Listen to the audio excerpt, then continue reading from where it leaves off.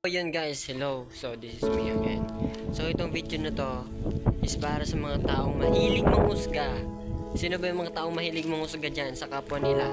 No, itong video na to para sa mga taong mahilig manghusga sa kapwa nila. Mahilig mamuna ng hindi naman tama. So sana hindi naman to sabi masakit talaga pakinggan. Baka kunting ano lang, kunting adjustment lang sa mga taong ganyan ang ugali. Wala namang masamang mamunakan ng kapwa mo. Wala namang masama na i-correct mo yung pagkakamali ng isang tao. Pero wag to the point na minamaliit mo na siya, na parang gusto mo nang tapakan yung isang tao. Wag yung ganun. Kasi ang hirap sa atin, mahilig tayo manghusga sa tao na hindi naman natin alam kung ano yung puno. Diba?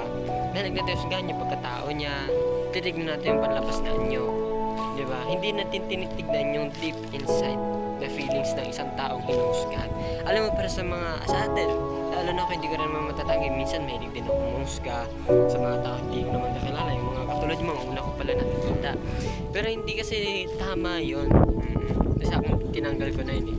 Hindi kasi tamang huhusgan natin yung isang tao na hindi natin kilala. Kasi ito yung ito yung tanong. Diba? Sa panghusga mo ba sa isang tao na naging mabuti ba yung kalagayan mo? Naging okay ba yung situation mo?